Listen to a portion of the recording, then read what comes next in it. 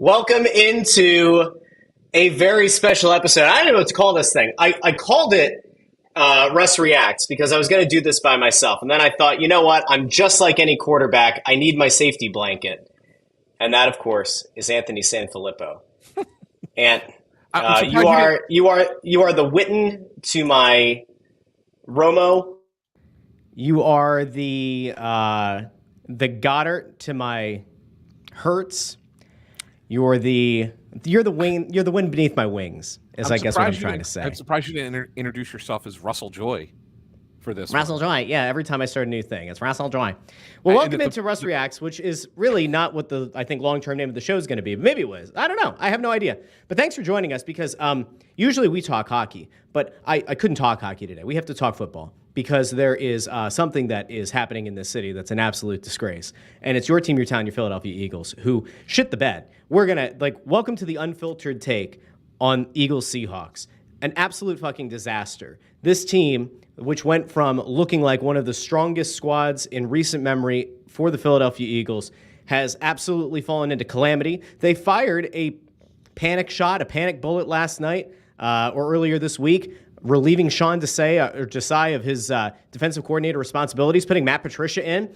And in theory, Ant, it makes sense. You replace the defensive coordinator, you keep it hush-hush, and then after the game, after your defense goes out and puts up a stellar performance to say, oh, by the way, we made a change of defensive coordinator. Yet that didn't happen, did it? No, it didn't happen. It didn't happen. Russ, the thing of it is I think that we've gotten to the point where I think it's fair to say that we got to realize what we've become in this city. What have we become? And that this city has become everything's an in the moment reaction. Mm-hmm. And everybody's great when it's going well. Everybody sucks when it's going bad, and there is no middle ground. And the ability to step back for a minute and look at the thing holistically and say, okay, what are we really? What are these teams really? How are we supposed to, consume this form of athletic entertainment? Not enough people do that. And so if you did, maybe at the beginning of the season, you would have, not game one, but by game 3 or 4, you would have looked at it and said, something's just not right with this team. Yeah, they're winning. They're winning games. But they just don't look the same. They don't look right. You're struggling to beat Washington. The games you got to pull out of your ass to get a victory as the season's progressing. And yeah, you got to 10-1, and that's great. That's evidence that there's talent here, but that there's something still not right. And all along, if we would have just taken that approach, what has happened here the past few weeks would not have surprised people as much, would not have angered people as much. You could still be angry. I'm not trying to say you shouldn't be angry. It wouldn't have bothered people as much because you would have had that perspective. Without that perspective, you got too caught up in yourself a little bit. And the Eagles do the same thing. They do this all the time, right? They're really good at being front runners, and they're not good at dealing with adversity. And that they fuel it. They fuel that feeling. And here we are, 10-4. Now they're going to play the next 3 weeks. They're going to play the Giants twice and the Cardinals. They're going to probably win all 3 of those games. And everything. Who the fuck? No! Whoa! No! We don't. No. Come on. Who's beating them? Maybe Tommy the DeVito. Cardinals can play. Let me ask you a question. Did you honestly think? I know that you've been about as negative on this team as can be within reason, while also acknowledging that they're a good team, not a great team. Right. Did you honestly expect Drew Lock last night to do what he did to this team, especially with minimal time remaining on the clock, to lead the Seahawks down the field and ultimately win the game? Because I didn't. And to be fair, I wrote about this game all weekend. And the odds makers did not believe that the Seahawks were going to win this game. The odds makers clearly did not think that Drew Lock was going to be able to put Seattle over the top. This is a game that the Eagles, just for some perspective, there is no such thing as a must win at this point. They're going to go to the playoffs, but there's a problem here. a few weeks ago, I was on Crossing Broadcast. I was asked, what do you want to see happen out of the next 4 games? And that was Kansas City, Buffalo, Dallas, and San Francisco. And I said, if I had my druthers, I want the Eagles to win the San Francisco game, and I want them to win the Dallas game because it has a twofold benefit. Winning the out-of-conference games does nothing except maybe boost your morale and your ego. But you want to beat Dallas. You want to pick up another game on them in the NFC East. You want to beat the San Francisco 49ers. You want to potentially set yourself up for the number 1 seed in the conference. And they shit the bed. They didn't just shit the bed, and they had whatever confidence, whatever bravado they had, they lost it in the San Francisco game, and then they looked sheepish against the Cowboys. And then they lost it again, and they don't look like the same team. They're not. But I mean, that's the thing. But this is what I'm trying to say to you. You stopped me, and I'm going to add on to it. They're going to find it again against these bad teams. I think that they beat the Giants easily both times. Really, I do. Giants stink. Okay, Cardinals are no good either. But I'll tell you, at least the Cardinals' offense can put up a little bit of some points on the board. They did put up 22 against the 49ers, right? Who've got a good defense. So knowing the Eagles' defense is not very good, they can put up some points against them. So maybe that game's a little closer. But even still, Eagles win these next 3 games. They're probably going to be the number 2 seed. They're going to win the East. It'll be 13-4, and guess what? All will be right with the world in Philadelphia. And people like you, for the fans it will be, but people like you and me, we're in a minority here. We're going to sit here and say, you got to hold the phone, guys, because there's still a lot of problems with the team. But it doesn't matter because this is how we react to everything now.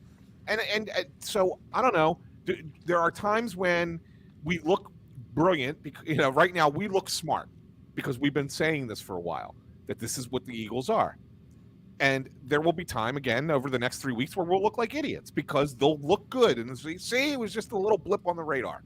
Okay, but that's what it is, man. Yeah. That's how this city reacts to sports. Just in general, every team, they get the same kind of reactions. I always am the one who likes to look at the long game, no matter who the team is. And I looked at the long game at the beginning of the season for this Eagles team, and I thought they're not going to get back to the Super Bowl because they have flaws. They're a good team. They're still a top 10 team in the league in my mind, even with as bad as they're playing. They're still a top 10 team. Doesn't say much for the NFL, but they're still a top 10 team in the league. But does that mean that there's a lot of teams that I worry about them playing in a playoff game, road or at home? It doesn't matter where the game's at. Mm-hmm. I don't like them against. Obviously, don't like them against San Francisco. Obviously, don't like them against Dallas. I'm not sure I like them against Detroit. Right? I'm really not sure about that. And we'll see. We'll see what happens. A couple of teams are starting to play a little bit better here at the end. Like the Rams have been playing some good football lately. Do you want to play the Rams in the first round, even if it's here? That's the one team I would not. I mean, of the teams that are 7-7, that's not. I wouldn't want to play the Rams. So it really kind of matters where they are. Yeah, I mean, they have a few weeks here to try to get some of the mojo back. And if they can't do it, and if they don't do it, then I agree. I don't want to see them play any of these teams. The thing is, I tweeted this out yesterday, but for the longest time, and I was one of these people, the reaction after every game, no matter how beautiful of a win or how ugly of a win it was, I would keep coming back to the idea of it's a talented team. The offensive line is largely healthy. They have arguably the best wide receiver duo in the game, minus probably Waddle and Tyreek Hill. You have a quarterback who was the MVP runner-up a season ago, and for a large portion of this season was a top 2 favorite to win the award again at just about every sports book. The defense had holes. They were building a linebacking core that was predicated on Nakobe Dean staying healthy, which he hasn't done. They neglected that position. Is that institutional arrogance? I report you decide. They brought back Darius Slay, who they clearly didn't seem to make an offseason priority, and they brought him back. They let CJGJ go, which created a potential hole at safety. They skated by in the first 10, 11 weeks of the season where I would say, man, if they can do all of these things and win, despite all of the problems, imagine what happens when they put it all together. And what I posited on Twitter yesterday was, what if that wasn't the case? Like, what if it wasn't, hey, they actually are a very good team. Imagine the Super Bowl contender lying beneath that can break out in the postseason if it all goes right. No, like, what if, in fact, what we saw in the first 11 weeks of the season is everything going right for the team? Is all of the good breaks going their way? Is last-second turnovers and last-second fumbles and last-second incompletions? Like, what if all of those things together is what led you to the record that you had and the success that you had so early in the season? And in fact, you're like a bubble playoff team. And like that, I think, is what people are waking up this morning. And some people maybe are waking up. They're on a bad hangover and they're waking up now. And they're having this realization that, hey, this team might not be as good as a 10-1 record indicated. And I don't know how you can argue that now. Are you used to us just recording in the morning, and that's why that slipped out there? I think that's probably it, yeah. You're used to the earlier morning stuff, yeah. No, but you're not wrong. That's exactly what this is for the Eagles. And look, I'll be honest, my preseason prediction for the Eagles this year was they were going to go 11-6. They're going to finish better than that. They're going to finish at least 12 wins, maybe even 13. Okay. Hopefully. They're going to. Come on. This is not 1994 go from 7-2 to 7-9. It's not that. Okay. All right. But the fact of the matter is that I kind of looked at them and said, good, not great. That's kind of how I assessed it at the beginning of the year. And for a while there, I sat there and watched those games and we're like, how the hell are they winning? Like they didn't look good and won a game against Kansas City. They didn't look great against Dallas and still won that game. I feel like that they, the Buffalo game, they got a little fortunate there. I mean, they got a couple of breaks against Washington. And, the only game I really kind of felt like they were really solid was the Miami game. And even then, I thought that, early in the game, they got a couple of breaks. But on the whole, I thought it was a really good game. Yeah. And you sit there and say, where was that? Where was anything from last year? You don't need them to go out and blow out every team every week. It doesn't happen. But you need them to look convincing once in a while. You need them to sit there and say, to feel good about them going into a playoffs. I don't know. I've seen teams come back from stuff like this before, right? I've seen teams struggle mightily and down the stretch of the regular season and get into the playoffs, and all of a sudden they're able to turn it on. Okay. I don't get the sense that that's the case here. And the reason I don't get the sense that that's the case here is because I'm not a believer. One of the things is, as you know from our Slack chat, one of the things that I have never been a believer in is the coaching staff. And this includes the head coach, Nick Sirianni, who I do feel like what was said last year about how he was getting a free ride and that he, anybody could win with that team last year. I kind of felt part of that was true. I thought it was a little a little hyperbolic, but it was part of it was true. And I think you're starting to see it now. I think you're starting to see the warts of it. And it's more about, not that he's a bad guy or a bad coach per se. What it is that I think that they get into this thing where they have to be like uber aggressive all the time. And we're going to just keep doing it this way. Look, we only have to think about things, 1st and 9. We don't have to think about it 1st and 10 because we got the tush push. Can I tell you right now that the tush push, as successful a play as it is more detrimental to the Eagles because I think it makes them think about their offense differently because they feel like they only have to get 8.5 yards to get a first down as opposed to getting 10. And in all honesty, I think that has affected the way that they've called games because they got so full of themselves with the tush push. And they're great at it. They're the best team in the league at it, and they should continue to do it when they have those opportunities. But the rationale, the mindset is what is wrong with the team. And that comes from the head coach, right? And there's a lot of little things that you're making a panic move with the coordinator.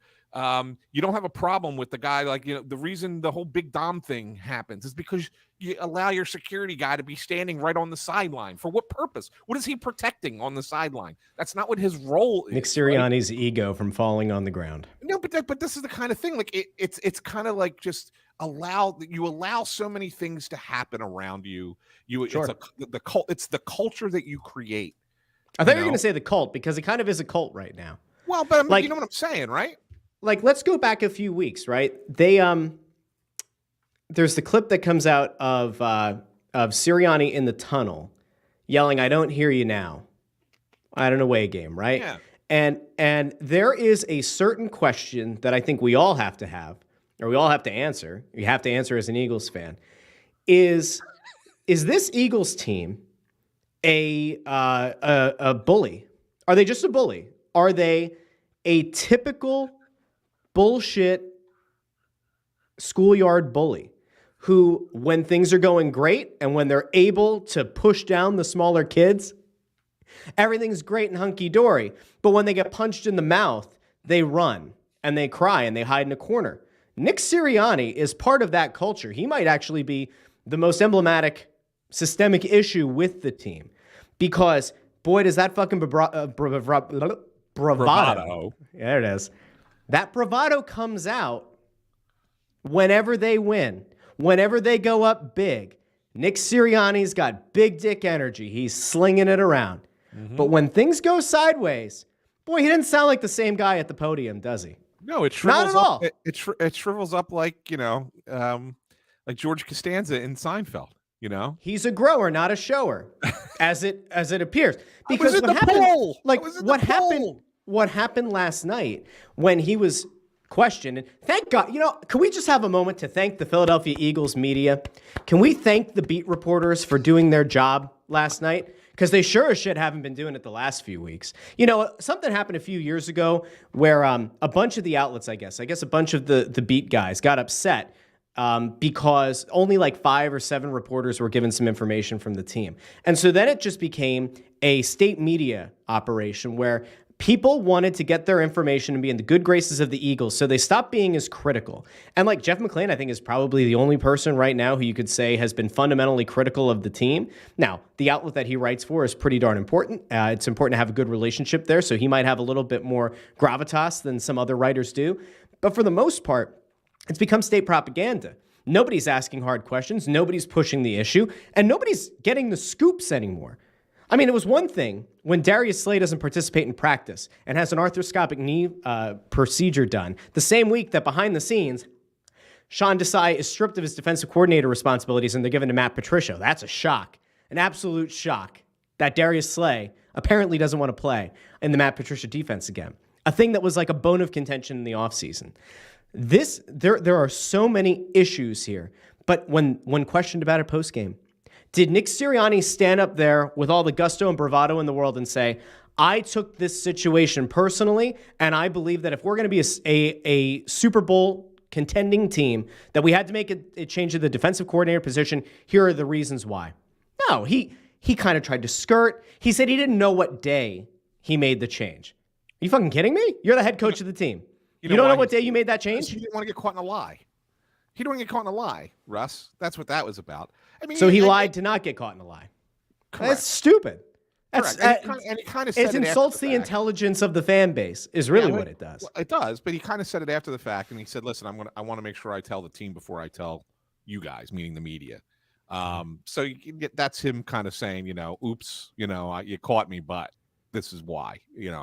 No one had been told yet, right?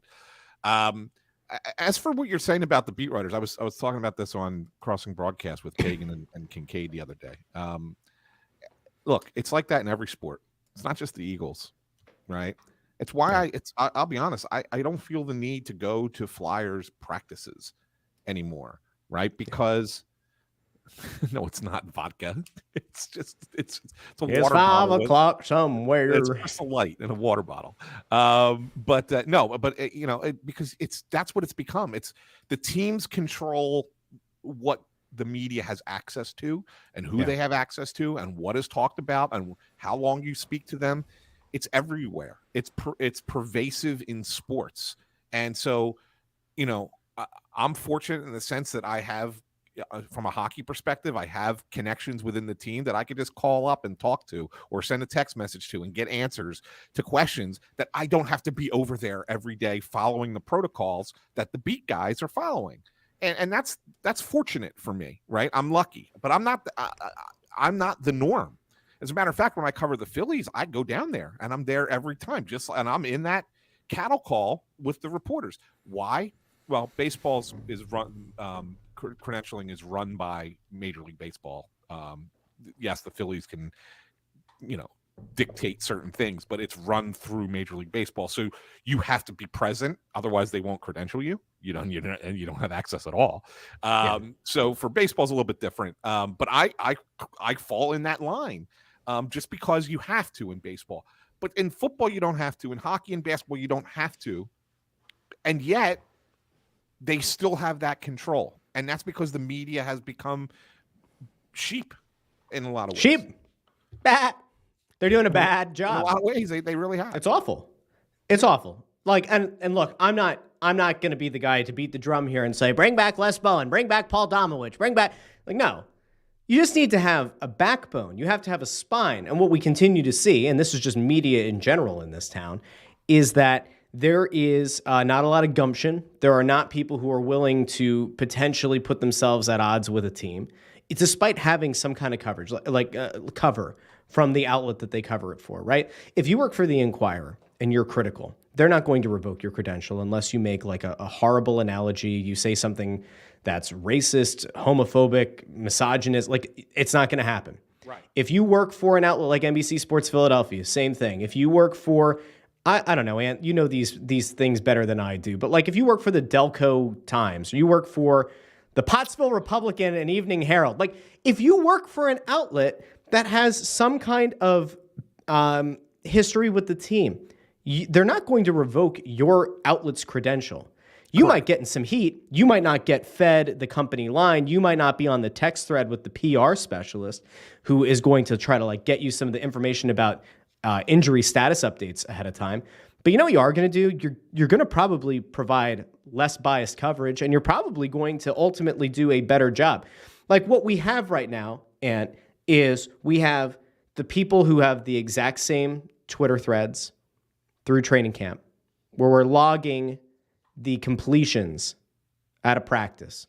We're logging if Devontae Smith brings down a catch in the back corner of the end zone during training camp. During the game, we're seeing the exact same thing, right? Mm-hmm. What used to be the differentiator is the way that writers covered the team and the way that they wrote things and took different angles. And what you see more and more than ever is a lot of vanilla. It's not AI-generated content, right? But it's a lot of the same stuff. And there are not that many unique voices left in the city that cover the Philadelphia Eagles, and it's a shame. And so what you're left with is not a lot of hard-hitting journalism, but you also just don't have a reason to really read a lot of these people. And here's the best thing about it. The funny thing is, and this is, I used to use TweetDeck before Twitter changed everything. Mm-hmm. But I used to have the people you followed in groups. So each column I would have my hockey people in one column, baseball people, football, whatever. And I can't tell you how many times you'd get 10 tweets, the exact same thing from 10 different people at the same exact time. Tells you exactly when it came over from the PR staff. Tells you exactly when it happened, whatever. Everything was at the same time. There was no difference. So that you're right. I mean, it didn't matter. It could be, an anonymous account, and you just would know that a robot could do exactly what those guys were doing. And that's not knocking them as writers, because some of them are still really good writers, like really good writers. But the idea of what our jobs as journalists are covering teams has completely changed, and that's disappointing. One other thing I wanted to get to about the Eagles, if you don't mind. That's fine. Is Jalen Hurts' comments after the game when he said that there was a lack of commitment. Mm-hmm. And he tried to walk it back like right away, like with the follow-up answer. So I don't have a dictionary when he was trying to ask to talk what he meant by it. Mm-hmm. And so you could tell that it was like, oh man, I probably shouldn't have said that. The guy who never makes a mistake at a press conference. Maybe he needs to be sick more often. Like maybe that just lowers his effective filter, and now all of a sudden he's Chatty McGillicuddy, right? Well, no, he's a Chatty Cathy. Or his level of frustration, it's finally affecting him. Like he's always that guy who say he's very even keel. He doesn't get too high, doesn't get too low, whatever, blah, blah, blah. Well, maybe this is affecting him. Maybe he is getting low. Maybe he realizes that this is not good. the way that the team's playing, the way things are going. And so that kind of gets out there. And I think that him saying something is damning, especially after you follow from the week before when you lose to Dallas. You got Fletcher Cox coming out. There's all, he's got accountability questions. Then you have the anonymous players who are telling Derek Gunn about things not being on people being on the same page. Then after the game, even Bradbury, who had a terrible game, but for him to come out and say, I was playing the sticks, man. And as if that's what I'm coached to do. And then I get beat deep, and there's no, he's not going to say there's no help over the top, because that's what he's expecting. Throws his teammate, right. He's not going to throw his teammate under the bus, but he's telling you that he played it the way he was coached to play it. Right. So there's all these little things that you sit there and say, okay, there's fissures there. There are mistakes that are happening, and they are pointing fingers without really saying names. Maybe Jalen saying there's a lack of commitment is his way of saying that something is really effed up inside that locker room. It pretty clearly is. I mean, like, they're all pointing fingers in the way that you see on a losing team, or like that you saw back in the Dream Team days, right? In the Vince Young squad, right? Like, that's the last time I can really remember seeing guys kind of sniping for each other in the way that they are. Like, it starts as passive digs. It then metastasizes into the anonymous report to a Derek Gunn. When Alshon Jeffrey was here, it was Jacina Anderson, right? But like, you start to get those kind of leaks, and then all of a sudden, the foundation that you thought you built that was so strong, there are cracks, and the water starts to pour in. And I don't know if I believe right now that Nick Sirianni has the ability to plug those holes, to patch them over, and to get ready for the offseason where they're going to have to dig things back out and they're going to have to relay some foundation. I don't know if he has it. He made 2 horrific hires in the offseason. And at this point, I think it's safe to say, right? Brian Johnson, I still don't know how much Brian Johnson has to do with the offensive game plan. I don't know how much he has to do with Sirianni giving him X number of criteria and saying, this is how we're going to call this game. But the Sean Desai, I keep calling him Desai, Sean Desai's defense did not work. Having to go to a retread like Matt Patricia is not ideal. Can I ask this question though, Russ? What you're saying? Okay, it's staying on topic, and I'll have you answer it. You say his defense didn't work. Okay, maybe it didn't. Is Matt Patricia going to work? Probably not. Nope. So the big question is it their fault? It's not. Or is it someone above them's fault? It's a great question you ask there, Ant. And of course, this comes back to my long-held term that I have used many times for Howie Roseman before. It's institutional arrogance. You cannot build a team that doesn't have a linebacker. You cannot build a team that has significant holes in the secondary. You cannot continue year in and year out to neglect those positions. You can't build a team, again, I said this earlier, you can't build a team that has a linebacking core that is going to rely heavily on Nakobe Dean, who has never been able to prove that he can stay healthy. They went and they got Shaq Leonard. If you looked around the league, as it was the Cowboys and the Eagles are pursuing Shaq Leonard, I said, well, fine, that's okay if you're going to pursue him, because you legitimately don't have enough healthy bodies to man the position. But people, when they brought in Shaq Leonard, they said, oh, well, he's been an all-pro before. He's going to fix the position. They're going to be fine. This is going to help them solidify that level of the defense. No. If you watched any of his clips that were going around from the Colts, he got put on skates a lot. There's a reason that your former offensive coordinator, Shane Steichen, let him go, as they're trying to mount some version of an attempt to make the playoffs in the AFC. You're not going to part with that guy if you think he has value. They should have known better. But again, they were desperate because the GM of the team did not address that position once again. And by the way, you named a bunch of teams earlier. Like, you don't want to have to face San Francisco. You don't want to have to face Dallas. Let's just say, by the grace of God, and if you don't believe in God, the grace of a tree, that the Philadelphia Eagles make it to the NFC Championship game. And they have to go to San Francisco because as things stand right now, it does not look like they're going to have the number 1 overall seed in the conference. They have to go to San Francisco in the NFC Championship game, Deebo Samuel and Christian McCaffrey are going to eat this defense alive again. This team does not have the linebackers needed. It does not have the help in the secondary needed. Darius Slay coming back is not going to fix anything. They will get roasted. They will get toasted. Their only hope is that Jalen Hurts reverts back to the form that he had a year ago when he had all the swagger in the world. And I will hold on to this belief from now until the time they announce it in the offseason. I think Jalen Hurts has been hurt, if not the entire season, then since week 2. He did not have the explosiveness and he did not have the speed. He was not a threat in the running game for the first 6 or 7 games this season. After the bye week, it looked like a little bit of that explosivity had returned. And I would say that in the last couple of games, his legs are looking better. But I wouldn't say he looks like the guy from last year. We know he's not Joel Embiid.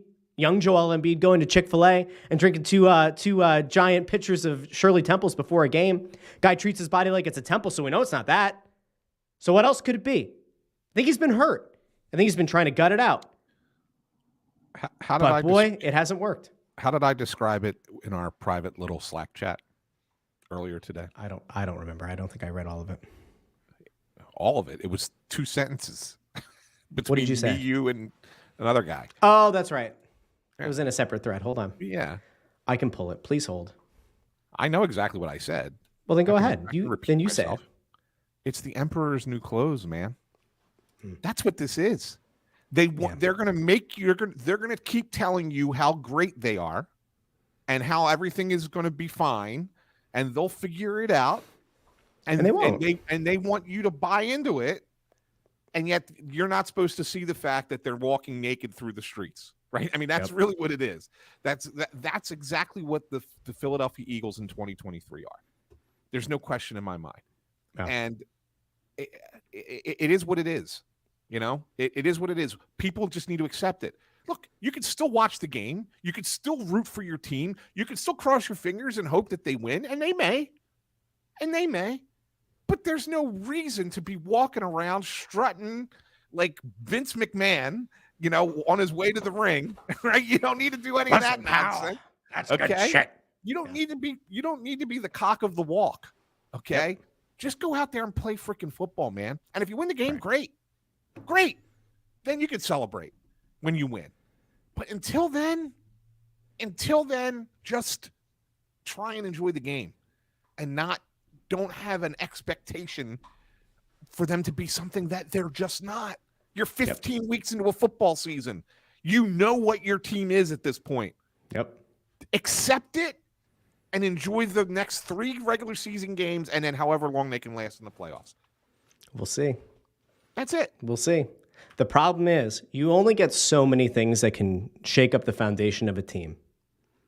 Changing the defensive coordinator silently midweek or at the beginning of the week is one of the only shots you have. The only other thing that they can do at this point, with only a few games left in the regular season, is to change the offensive coordinator, which Sirianni said once again he's not going to do.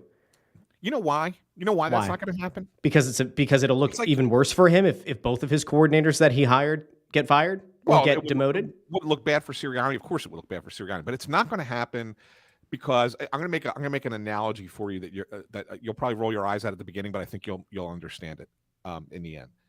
Mm-hmm. So when we play recreational softball on Sundays, right? And there's always a guy on the team who's just not good. Yeah. But you let him hang around. You let him still be on the team because he's a friend, right? He's been a friend for a long time. And you got to put him in the lineup every once in a while. And you kind of like, yeah, okay. He's going to go out there. He's not going to get a hit. He's going to make an error in the field. It might cost us the game, whatever. Like all these things, they're in your head. You know it's going to happen. But you're not going to get rid of him because he's a friend. Brian Johnson is Jalen's boy. They've known each other since Jalen was a kid, right? I mean, so that's not Brian Johnson can make the mistakes that Sean Desai cannot make. Correct. Because he's got that cachet. He's got that, as Elaine Vigneault used to say, money in the bank. Money in the bank. He's got the money in the bank.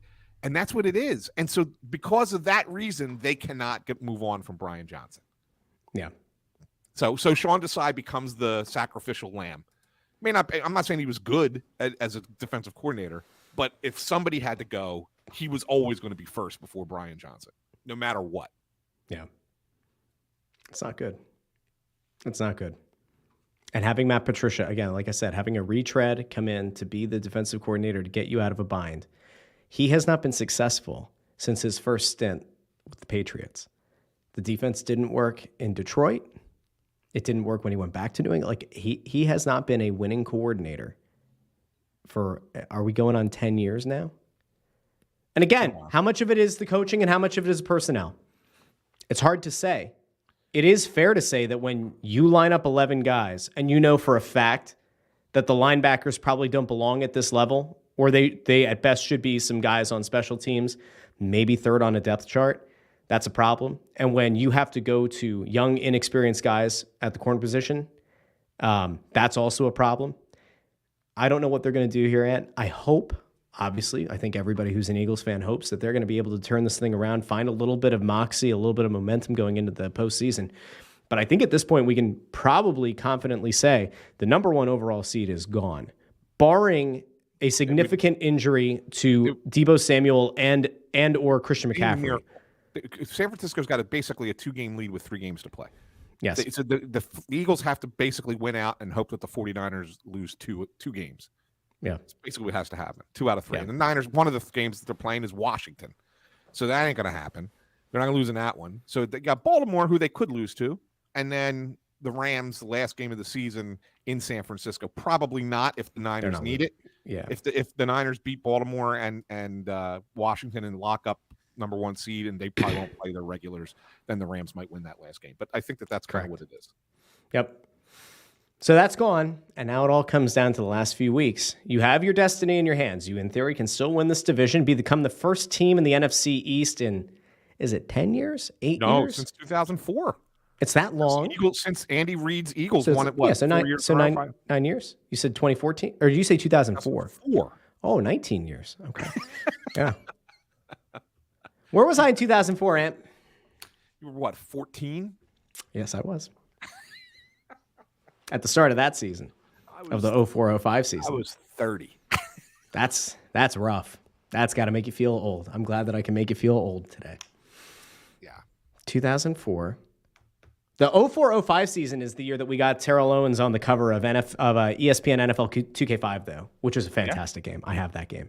I still have it. That's a game that my kids will learn how to play. We're not buying the new Madden.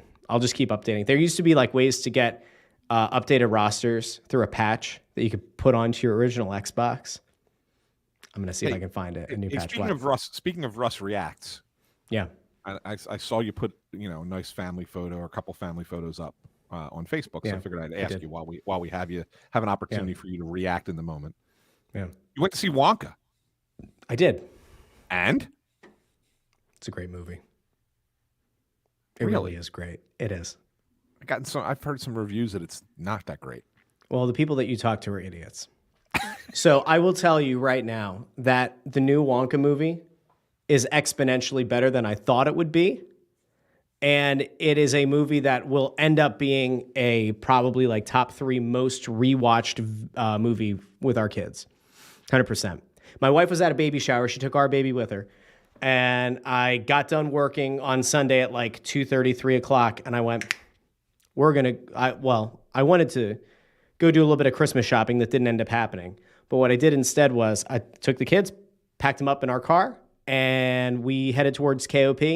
And I forget what one of them said, but I thought about the movie theater in KOP. And I went, all right, we'll look and see what's in theaters. And there's that Migration movie or something that I've seen, but like all over like YouTube ads, but it's not out yet. You went to the IMAX? Yeah. Okay. So we went into the theater and there was a 4 o'clock showing at IMAX. And I was like, hell yeah, let's do some IMAX. It was a great movie. It really was. The music is fantastic. If you like musicals, this is your jam. I used to be a bit of a musical person. And then I got away from it because my wife hates musicals. So I don't know, maybe it just kind of made me feel the old feels, but it was really good. The music makes sense. The ethos of the movie makes sense. It's just very good. It's very well done. And I would encourage people, if you have kids, to go see it. It's a great way to spend, it was 2 hours, but it flew. So should I go see it as someone who liked the original Willy Wonka and the Chocolate Factory? Yeah, I think you probably would love it. I do. Yeah. I don't know what kind of people told you that they're bad, but that this movie was bad, but it's fantastic. It really is. I listened to the whole soundtrack like 3 times yesterday to give you an idea. I had the songs in my head. It is fantastic. I can't endorse it enough. So there you go. Please enjoy. Anyway, this is probably time to go. Big thank you to everybody who tuned in on YouTube, on Twitter, on Facebook, and on Instagram Live. Don't ask me what all the names of the accounts are. All right. At some point here, I'll get better at putting all of them out. The YouTube is Joy Media LLC. I think on Facebook it's Joy Media Network, and on Twitter I think it's Joy Media or Joy Media LLC as well. But it also goes out through my accounts, Joy on Broad. That's Anthony SanFilippo at SanFilippo, and I will let people know because it's another on my Twitter today. Because it's another Joy Media enterprise. Snow the Goalie. We'll have the morning after recap of a Flyers game that's taking place on Tuesday night. We'll have that Wednesday morning. Ant, do you want to tell the people what time so they know what time to tune in? 9:30 in the 9:30. We're letting Bundy sleep in tomorrow, baby. He begged today because he found out I was off work tomorrow. Yeah. And he's like, oh man, guys, come on, can we have to do mongrel hours? And I was like, no, I'm off tomorrow. And he's like, okay, at 9:30. Talk to you then, boys. Yeah. Should be a good game tonight. I think it'll be good. I'm a little. I looked at the odds. I was a little surprised that New Jersey's such a heavy favorite. Yeah. They have not been playing well, and the Flyers have been playing well. Kind of makes me wonder a little bit about those odds with why the bookmakers are making it the Devils such a heavy favorite. So we shall see. Yeah, our predictions will be out, I'm sure, later today. Put them out through Snow the Goalie. Snow the Goalie Twitter account. Yeah, we'll get them. I'm terrible picking them on the road. I'm better picking them at home. You are awful at that. But, I will also let people know at some point, I don't know when, but at some point this week, I'll also have an episode of It's Just Wrestling. So if you're a pro wrestling fan, you head over to It's Just Wrestling. It's got like a pink and a teal logo. You go subscribe to that, and I'll be breaking down probably AEW Dynamite. CM Punk wasn't on Raw this week, which was very strange, but I'll be breaking it all down. Really strange. Very strange. So anyway, thanks for tuning in to this first episode of Russ Reacts. Title, it's working. It's in progress. We'll figure it out. But a big thank you to my dear friend, Anthony SanFilippo, for hopping on. Anytime. Everybody have a great day out there. And remember, if you're angry that the Eagles lost, I just want you to remember it's going to be okay. Maybe. Possibly it'll be okay. Maybe not. I don't know. I have no idea. It actually might. And let me ask you this real quick. If the Eagles lose to the Giants, does this go full panic? You mean Christmas? Or you mean one of the two? I mean Christmas. Like, I might not watch on Christmas. I might actively avoid the game so that it doesn't ruin my Christmas. If they lose, if Tommy DeVito, listen, from Italian to Italian, if he goes out there and he puts a little, little prosciutto, under the tree, 3 touchdowns, he wraps up that pigskin, that prosciutto pigskin, yeah? If they win and the Eagles lose another game, what is the city's reaction on Tuesday? It's bad. That's Boxing Day, right? The 26th is Boxing Day? I can't even imagine what would happen. Does Howie Roseman put Nick Sirianni in a box and ship him out of town? I don't think that it happens that quickly. The guy went to the Super Bowl last year, first coach in franchise history to go to the playoffs first 3 seasons. No. But I do think that his seat gets warmer for sure if they blow one of these games coming up and have to go on the road as a wild card team in the playoffs. Then yes, it does get warmer. We'll see. Everybody have a great day. By the way, can you answer Ford? What? He's only asked you this question 800 times. Oh, this thing? Is this your thing? Yeah. It's just your company. Is Joy Media? Well, Joy Media is a thing, and Joy Media has Snow the Goalie, the Only Flyers podcast. Right. The #1 rated pregame, intermission, and postgame show, the Press Row Show. It's Just Wrestling, and now whatever this show is, if it's Russ Reacts, whatever the hell this is going to be called. Yeah. This is also part of it too. So thanks, thanks for finding your way here. Subscribe if you're on YouTube. If you're on Instagram Live, if you're on Twitter, if you're on Facebook, subscribe wherever the show is there as well, and get notified the next time that we go live. So big thank you to everybody, and we'll be doing breakdowns. I think this channel will start to do some breakdowns of like bigger Sixers games. Probably not Flyers. We'll keep Flyers to Snow the Goalie, but like bigger Sixers games, Eagles games, all that jazz. If Kai Wagner goes and signs in France, that'll be a doozy for the Union. I won't do a video about that. I won't. but maybe I will. All right, anyway, have a great day, everybody. We'll talk to you again very soon. Enjoy your day, and remember, you don't have to watch the Eagles on Christmas, and that, my friends, truly is the ultimate gift.